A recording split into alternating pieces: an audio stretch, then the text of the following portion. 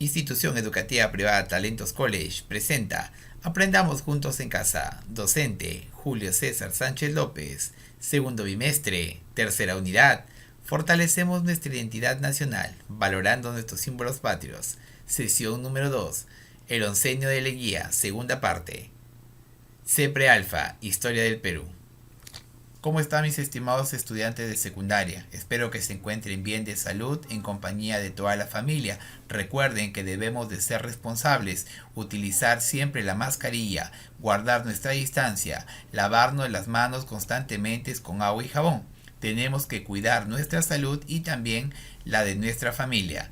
Éxitos y bendiciones para cada uno de ustedes. Para empezar la clase del día de hoy, no te olvides que todo es posible en la medida de que tú creas que es posible, y vamos a complementar que la confianza es muy importante en cada uno de nosotros.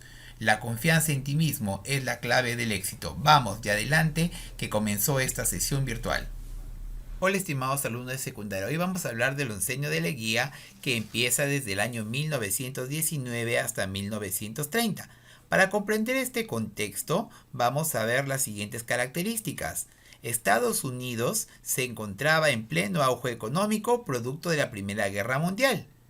Y aquí tenemos el oncenio de Leguía. Llegada al poder. Leguía llegó al poder por un golpe de estado, ya que el día de las elecciones se estaba manipulando los votos a favor de la oligarquía. ¿Pero qué es la oligarquía? Fue un grupo de grandes hacendados agroexportadores que nos gobernaron en la República Aristocrática. Vamos a conocer en estos momentos las características económicas. Sí, aquí tenemos como prioridad a Estados Unidos. Sí, Estados Unidos dio préstamos al Perú, pero para poder acceder a este tipo de préstamos teníamos que cumplir ciertos requisitos, y uno de ellos fue el más beneficiado, la empresa norteamericana de la IPC, quien se encargó del control del petróleo de la Brea y Pariñas. Nada menos y nada más que con el beneficio laudo de París, que aquí tenemos la libre exoneración tributaria. Con estos diferentes préstamos, ¿qué cosa se hizo en el Perú? Pues se hizo plazas, avenidas, hospitales, como es en el caso de Plaza San Martín y el Parque Universitario, como podemos apreciar en la imagen. En el aspecto social, en el gobierno de Leguía, en el oncenio, tenemos que el oncenio fue una dictadura que tuvo que controlar las clases sociales para evitar una rebelión. Por ejemplo, para controlar a la clase alta, conformada por la oligarquía, dio la ley de aguas, lo cual permitía controlar el agua de las haciendas. Si la oligarquía le daba un golpe de estado, este le cortaba el agua. La clase media, conformada por profesionales, les dio cargos públicos para obtener más votos y adeptos. En la clase baja, que tenemos a continuación, conformada por obreros y campesinos, las 8 horas de trabajo ya ganadas en la República Aristocrática se afianzaron, y los campesinos la ley de comunidades indígenas, para poder evitar que los gamonales les quiten sus tierras. Con todo esto también tenemos la ley de conscripción vial, donde los varones tendrían que trabajar de 18 a 60 años a colaborar en la construcción de carreteras. ¿Cierto? En la construcción de carreteras o pagando el importe de los jornales correspondientes. También tenemos aquí la aparición de nuevos partidos políticos de masas. Sí, aquí tenemos el Partido Socialista del Perú, José Carlos Mariátegui, y también tenemos Alianza Popular Revolucionaria Americana, Víctor Raúl Haya de la Torre. Muy bien, segundo gobierno de Augusto B. Leguía. Vamos a ver quién fue este personaje. Pues Augusto Bernardino Leguía y Salcedo, presidente de la República entre el año de 1908 a 1912, y en su segundo periodo que estamos estudiando, de 1919 a 1930, fue hijo de Nicanor Leguía y Haro y de la señora Carmen Salcedo, quien nació en una casona en la calle Atahualpa 431, en la Plaza de Armas de Lambayeque, el 19 de febrero de 1863, y murió el 6 de febrero de 1932. Sus primeras letras las aprendió en Lambayeque, en las escuelas Rosario Gallo y Pedro Mantilla. Afectado por una dolencia bronquial, fue enviado a los 13 años de edad a Valparaíso, es decir, del año 1876 a 1878 aproximadamente, donde inició estudios mercantiles en un colegio inglés. Claro que sí. También tenemos que en el año de 1919 retornó al Perú como candidato a la presidencia de la República Peruana, compitiendo con el civilista Antero Aspillaga. Su campaña electoral estuvo muy marcada y apoyada por dos pilares, por el Partido Constitucional y por la Universidad San Marcos. El día de hoy vamos a conocer un poquito más acerca de este personaje. Entonces decimos que fue una dictadura cívico de afirmación de la dependencia del Perú al capitalismo norteamericano. En este momento hay un predominio de la oligarquía agroindustrial y maniobras legales que permitieron la reelección y prolongación de una dictadura llamada Patria Nueva. Recuerden que aquí estamos hablando de la República Aristocrática, de un periodo donde sobresale el dinero, donde sobresale en este caso los señores que tienen propiedades, latifundios, ¿cierto? En el contexto que se da fin de la Primera Guerra Mundial y la nueva potencia hegemónica de los Estados Unidos de Norteamérica. Ahora tenemos la llegada al poder, como les seguía contando. Tenemos aquí que en el año de 1919 retornó al Perú, ¿cierto? Como candidato a la presidencia de la República, compitiendo con el civilista Antero Aspillaga.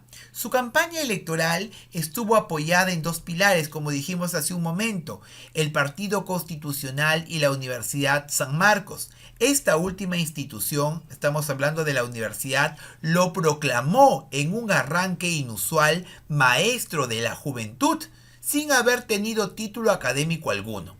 Sin haber tenido este título, Leguía se presentaba como postestandarte, sin haber tenido título alguno.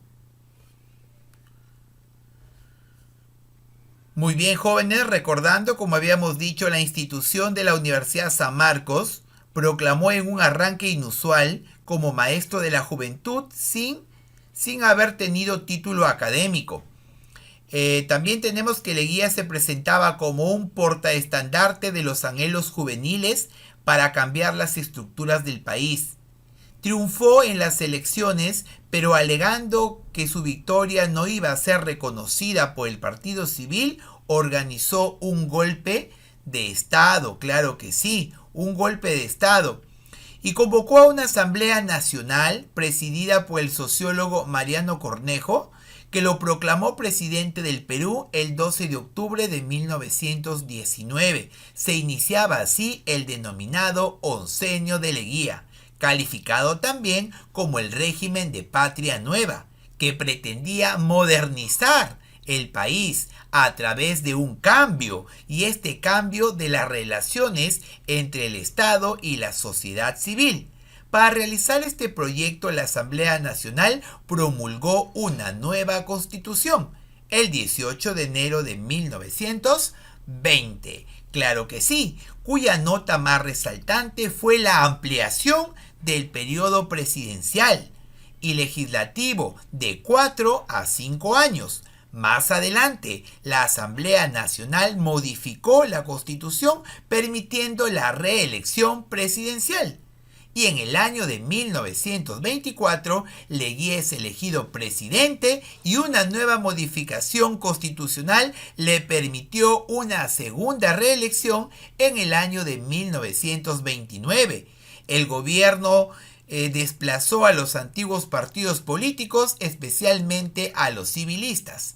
Como les habíamos comentado, tenemos aquí a Antero Aspillaga del Partido Civil versus Augusto Bernardino Leguía y Salcedo del Partido Constitucional, apoyado por la Universidad San Marcos. Y aquí también tenemos al teniente general Álvarez ante el fraude electoral se da un golpe de Estado, por supuesto, ¿no? Y Augusto B. Leguía, presidente del Perú, apoyado por los estudiantes de la Universidad Nacional Mayor de San Marcos y la clase media obrera. Según el historiador Chirino Soto, nos habla que Leguía temió, en caso de invalidarse la mayor parte de los resultados, que el problema de elección del presidente se trasladaría al Congreso, donde sus adversarios eran la mayoría.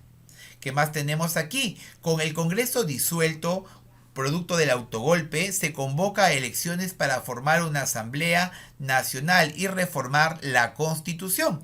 Hablamos de la Constitución Política del Perú, Patria Nueva, el 18 de enero de 1920, como habíamos explicado. ¿Qué nos dice esta Constitución? El reconocimiento a la existencia legal de las comunidades indígenas, la prolongación del mandato presidencial de 4 a 5 años, además quedaba prohibida la reelección inmediata, prohibición de monopolios y sometimientos de las propiedades a leyes del Estado, la creación del Congreso Regional Autónomo, es decir, las municipalidades, y movilidad de propiedad privada, intelectual y artística.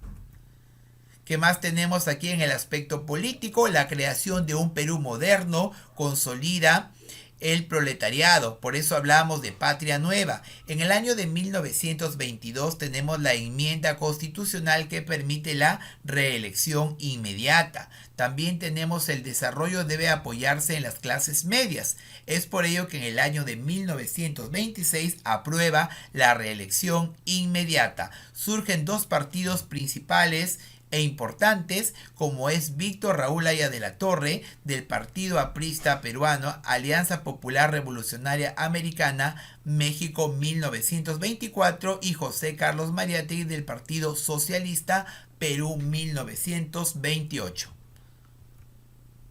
Es momento de hablar del aspecto económico. ¿El objetivo cuál fue? Afrontar la crisis e impulsar reformas para modernizar la salud, la educación, la tecnología agrícola y otras actividades públicas. Tenemos aquí también los empréstitos norteamericanos, dependencia del capital de Estados Unidos. Se entrega en garantías las riquezas, rentas y servicios, impuesto progresivo a la exportación de productos nacionales como el azúcar y el algodón, impuesto general a las rentas. También tenemos la creación del Banco de Reserva del Perú el 9 de marzo de 1922 como única entidad autorizada a emitir billetes respaldados en oro físico, fondos en dólares y libras esterlinas, así como regulador del sistema crediticio. Tenemos la creación del Sol de Oro, ley de aguas, agua le pertenece al Estado, política de irrigación en olmos, ampliar las zonas de cultivo. También tenemos el Banco Central Hipotecario y el Banco de Crédito Agrícola. Vamos al aspecto económico todavía. Caso Peruvian Corporation y asunto de la Brea y Pariñas, 1921. Si hablamos del caso Peruvian Corporation, tenemos la firma de un nuevo contrato. El gobierno peruano cedía a perpetuidad los ferrocarriles, el 50% de las utilidades en las ganancias de la empresa y la navegación a perpetuidad en el lago Titicaca. Imagínense. Asunto de la Brea y Pariñas 1921. Tenemos el laudo de París 1922. Acuerdo Salomón. ¿Qué cosa establece este laudo de París? La propiedad de la Brea y Pariñas comprende una extensión territorial, ¿sí?, de 41.614 kilómetros cuadrados y no concesión. La propiedad abarca el suelo y subsuelo. Los propietarios pagarían un impuesto fijo por 20 años. Y el 28 de febrero de 1924, la London Pacific Company cede todo esto a la International Petroleum Company de la IPC. En el aspecto social, el indigenismo consigue el apoyo de los intelectuales indigenistas. Trató de reivindicar la situación del problema indígena, patronato de la raza indígena en el año 1922, defensa del indio, respeto y derecho a la propiedad privada. También tenemos el Comité Pro Decreto Indígena El Tahuantinsuyo, asuntos indígenas, mitigar las luchas campesinas. Se establece también el Día del Indio, el 24 de junio, que ahora conocemos como el Día del Campesino, organización de centros agrícolas y escuelas técnicas rurales. Ley de la vagancia. Todo individuo carente de bienes y rentas, oficio o profesión debe trabajar en obras públicas. Para ello tenemos la ley de conscripción vial, que era el trabajo obligatorio del indio de 18 a 60 años de edad en construcción de carreteras y caminos. Se le conoce con el nombre de la mita republicana. Las clases medias, aumento de sueldos, descanso dominical, legislación del empleado, ley de alquileres y construcción de barrios obreros. Tenemos aquí la reforma universitaria, estudio de la realidad. Las obras de Augusto B. Leguía, tenemos la Plaza 2 de Mayo, el Parque Universitario, Pasaje del Correo de Lima, Parque de la Reserva, Escuela Nacional de Agricultura y Veterinaria, la reconstrucción del Palacio de Gobierno, la Sociedad de Fundadores de la Independencia. Seguimos con las obras de Leguía, Hotel Bolívar, inaugurado por el centenario de 1924, la Avenida Francisco Pizarro, Avenida Arequipa, Avenida y Plaza Unión, Avenida Colmena, Avenida Alfonso Ugarte, Avenida Brasil. Seguimos con las obras de irrigación, Cañete, Lambayeque, Chancay Olmos, obras viales, caminos de penetración con carreteras troncales y carretera norte, sur y central, modernizar el puerto del Callao, con el establecimiento de muelles, almacenes y plataformas, construcción de ferrocarriles, Ascope, Tablones, Recuay, Chuquisaca, etc. La Escuela de Aviación Marina y la Escuela de Policía. El Colegio Nacional de Mujeres Rosa de Santa María, urbanizaciones para la clase media, Santa Beatriz, Jesús María, San Isidro, Miraflores, Lince y Breña. El fin del oncenio. Tenemos la primera enmienda de 1922, enmienda constitucional de la reelección inmediata. La segunda enmienda, 1927, aprueba la reelección indefinida. El 24 de octubre del año 1929 tenemos el Jueves Negro, es decir, crack del 29. La quiebra de la Bolsa de Valores de Nueva York, una crisis económica total. Y el 27 de agosto de 1930, junta militar a cargo del general Manuel María Ponce. ¿Qué más tenemos en el 29? La campaña política desarrollada por Haya de la Torre crea un clima de incertidumbre. En 1930 también tenemos el 22 de agosto, específicamente se sublevó la guarnición de Arequipa, el Arequipazo, bajo la comandancia de Luis Miguel Sánchez Cerro. Y el 6 de febrero de 1932 es la muerte de Augusto Bernardino Leguía y Salcedo. Fue encarcelado falleciendo cuando tenía 69 años. Muy bien, estimados estudiantes, es momento de cuidarnos como el comandante, no saludándote de mano, cubriéndote la boca al estornudar como Paul, o como Cubo lavándote bien las manos, o como el popular Dybala, no tocándote la cara. Quédate en la casa, mi estimado alumno. Gracias, ahora más juntos que nunca.